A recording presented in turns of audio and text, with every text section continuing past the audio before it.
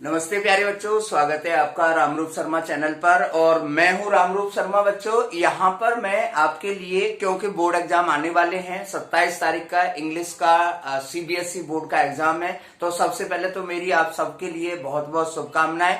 बहुत आराम से आपको तैयारी करनी है। सब्जेक्टिव आपकी बार ये एग्जाम होगा, तो आपका जो प्रेजेंटेशन है वो बहुत मायने रखेगा हर किसी सब्जेक्ट में। स्पेशली मैथमेटिक्स में स्टेप मार्किंग का बच्चों आप लोगों को जरूर ध्यान रखना है। यहां पर मैं बोर्ड के लिए एक बोर्ड स्पेशल सीरीज चला रहा हूं और मैथमेटिक्स के हर चैप्टर के मैं 10 क्वेश्चन आपके लिए लेके आऊंगा। और वो 10 क्वेश्चन बच्चों ऐसे होंगे कि जिनमें से ही क्वेश्चन आपको बोर्ड एग्जाम में आ जाएगा, या फिर उसके जैसा क्वेश्चन, यानी कि वैल्यू चेंज करके, जिसे कहते हैं ना रकम चेंज करके, वैल्यू चेंज करके क्वेश्चन आ सकता है। उससे बाहर क्वेश्चन आपको नहीं आ पाएगा, और आया भी तो आप 100% उसे कर देंगे। सिमिलर या उसी पैटर्न का क्वेश्चन आपको यहां पर देखने को मिलेगा। चलिए मैं फटाफट से अपने 10 क्वेश्चन, अरिथमेटिक प्रोग्रेशन जो अलजेब्रा का एक बहुत बड़ा पार्ट है, और इसमें से 2 क्वेश्चन निश्चित रूप से आप लोगों के लिए आने वाले हैं, और एक क्वेश्चन आपका इसमें केस स्टडी का भी आ सकता है। चलिए पहला जो क्वेश्चन है बच्चे वो फटाफट से देख लें। आपको देखिए 3 चीजें अरिथमेटिक प्रोग्रेशन में है। एक है जनरल टर्म, जहां पे नंबर ऑफ टर्म निकालने के लिए क्वेश्चन आपको आ सकता है। दूसरा है sum of terms. Sum of term में आपको सम किसी सीक्वेंस का निकालने के लिए आ सकता है। और तीसरा एक लॉजिकल पार्ट बनेगा कि जिसमें 2 इक्वेशन आपको बन सकती हैं, दोनों को सॉल्व करके ए और डी की वैल्यू आपको निकालनी होगी। और चौथा किसी इक्वेशन में आपको एक रिलेशन दिया हुआ हो सकता है, जैसे mth टर्म nth टर्म का आपस में रिलेशन, या 10वीं टर्म 5वीं टर्म से आपस में रिलेशन, या मिडल टर्म का मिडल टर्म फाइंड आउट करना। इस तरीके के कंसेप्ट आपको निश्चित रूप से आ सकते हैं। जो केस स्टडी का क्वेश्चन है बच्चों, वो आपका एप्लीकेशन टाइप का केस स्टडी का क्वेश्चन बनेगा। हालांकि आपको याद रखना होगा कि सम ऑफ टर्म में जो एप्लीकेशन है वो डिलीटेड पार्ट में। पहला क्वेश्चन देखें, मैं यहां पर लेके आया हूं कि आपको नंबर ऑफ टर्म बतानी है between 100 and 1000 divisible by 2 and 5, right. तो इसमें कई सारे क्वेश्चन आपको बन सकते हैं कि 2 डिजिट के नंबर ऑफ टर्म बताइए, या फिर इस तरीके से कि नंबर ऑफ टर्म वो बताइए जो टर्म 4 का डिविजिबल है, या इस तरीके के क्वेश्चन आपको बन सकते हैं। दूसरा जो क्वेश्चन है बच्चों, इसी को ही थोड़ा सा अलग चेंज किया जा सकता है कि कितनी टर्म ऐसी होंगी किसी एपी की, और एपी आपको यहां पर दी हुई है ताकि उसका जो सम है वो 0 हो जाए। आपको पता होगा डी की वैल्यू 0 भी होती है, डी की वैल्यू पॉजिटिव भी होती है, डी की वैल्यू नेगेटिव भी होती है। तो अगर डी की वैल्यू नेगेटिव होती है तो सम ऑफ टर्म 0 बनने के चांस होते हैं। नेक्स्ट जो क्वेश्चन है बच्चे, ये रिलेशन वाला क्वेश्चन है, यानी कि कंडीशन वाला क्वेश्चन है। इन क्वेश्चन से डरे नहीं, बहुत आसान क्वेश्चन होते हैं, बहुत जल्दी वो क्वेश्चन हो जाते हैं। क्वेश्चन है 7 टाइम्स द 7th टर्म।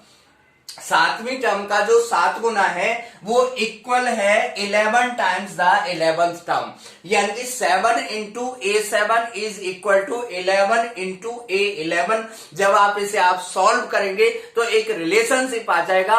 वहां पर जाकर आप लोग रुक नहीं जाना है, फिर आप 20th टर्म निकालना शुरू कर देंगे। जैसे ही आप 20th टर्म निकालना शुरू करेंगे तो वो जो रिलेशन आया है वो वहां पर यूज हो जाएगा, राइट। अगला जो क्वेश्चन है बच्चे वो देखें, ये बहुत ही अच्छा क्वेश्चन है, बहुत बारी ये क्वेश्चन आ चुका है, और एनसीईआरटी की बुक का ही क्वेश्चन है। 80% से ज्यादा क्वेश्चन आपके एनसीईआरटी और उसके एग्जाम्पल से आएंगे, है ना, कि कौन सी टर्म है इस एपी की जिसका जो 132 ज्यादा है 11th टर्म से। तो मान लेते हैं कि वो nth टर्म है, यानी कि nth term is equal to A11 plus 132। इसे आप सॉल्व करेंगे तो n की वैल्यू आ जाएगी। n की वैल्यू आने में आपको क्वाड्रेटिक इक्वेशन भी बन सकती है, राइट। चलिए अगला जो क्वेश्चन है देखें, वो है बहुत अच्छा क्वेश्चन।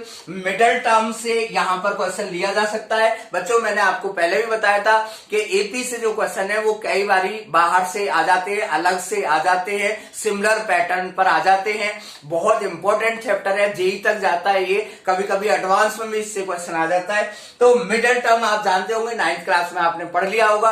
अगर हम नंबर ऑफ टर्म्स ऑड है तो मिडिल टर्म्स n+1/2th टर्म होती है। अगर मिडिल टर्म्स इवन है तो n/2th टर्म और n/2+1th जो टर्म होती है वो मिडिल टर्म होती है।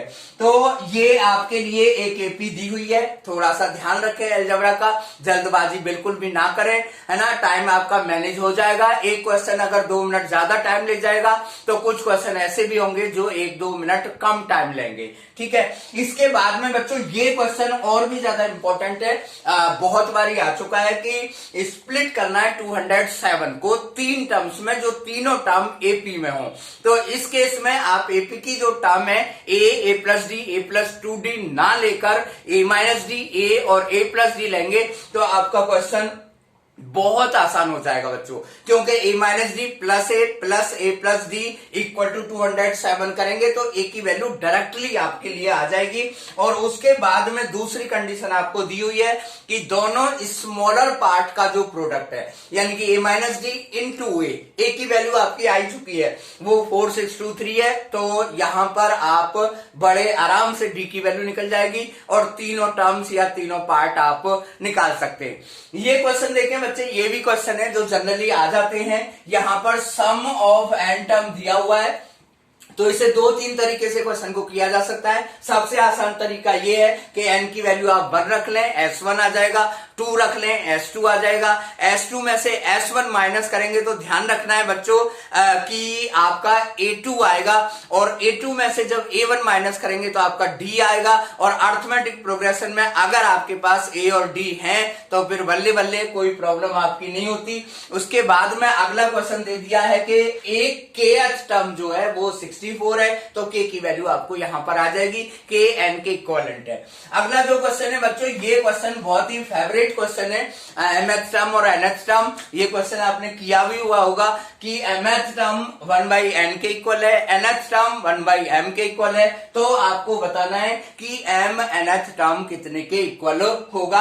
अगर बच्चे इस क्वेश्चन की जनरली प्रैक्टिस कर देते हैं, याद होगा आपको a की वैल्यू भी 1/mn आती है, d की वैल्यू भी 1/mn आती है। 2 इक्वेशन आपको बनानी है, दोनों को एलिमिनेशन मेथड से सॉल्व कर देना है और आपके a और d की वैल्यू आ जाएगी। a-m-n आप निकालेंगे तो आपका आंसर वहां पर आ जाएगा। अगला जो क्वेश्चन है बच्चों 9th क्वेश्चन, 10 क्वेश्चन मैंने यहां पर लिए, हर चैप्टर के 10 क्वेश्चन मैं आपके लिए लेके आऊंगा। वो है कि इसमें कौन सी टर्म है जो पहली नेगेटिव टर्म है। तो यहां पर बच्चों क्या करें कि अगर कोई क्वेश्चन आपको ऐसा लगता है कि मेरे से नहीं हो पाएगा या गलत हो जाएगा, तो अब की बारी, क्योंकि स्टेप मार्किंग होगी, आंसर के टोटल मार्क्स नहीं होंगे, स्टेप्स के मार्क्स होंगे, तो सबसे पहले आप इसे nth टर्म मान लें, an निकालें और फिर an की वैल्यू <0 करें। ध्यान रखना है इनइक्वालिटी का रूल जरूर फॉलो करें, तो यहां पर आपको n की वैल्यू मिल जाएगी।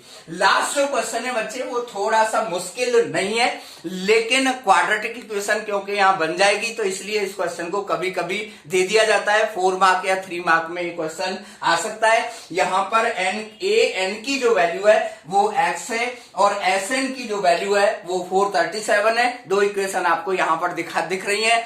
sn का जो फॉर्मूला है वो n/2 2a + n-1 × d ना लगाएं, यहां पर n/2 a + an = 437 लगाएंगे तो ये क्वेश्चन आसानी से सॉल्व हो जाएगा, है ना। बाकी मैं इसके लिए पूरा 100% सॉल्यूशन लेके आऊंगा अपनी क्लास में, लाइव क्लास में, तो उसमें भी आप जरूर जुड़िएगा। इसी तरीके से मेरे साथ जुड़े रहिएगा और चैनल को सब्सक्राइब कर दें, क्योंकि हर चैप्टर के आपको इसी तरीके से टॉप 10 क्वेश्चन मिलने वाले, और ये निश्चित होगा कि इन्हीं क्वेश्चंस में से आपको क्वेश्चन आ जाएंगे। इसका मतलब ये नहीं है कि मुझे आपका पेपर पता है, इसका मतलब ये है कि मेरे एक्सपीरियंस के अकॉर्डिंग इन क्वेश्चन से बाहर क्वेश्चन होते ही नहीं है, बनते ही नहीं है, आते ही नहीं है। या आप ये समझ लीजिए कि अगर आप इतने अच्छे क्वेश्चन की प्रैक्टिस मेरे साथ कर लेंगे तो आपको किसी परेशानी की कोई जरूरत नहीं होगी। Thank you so much. Video को शेयर जरूर करना। Bye bye.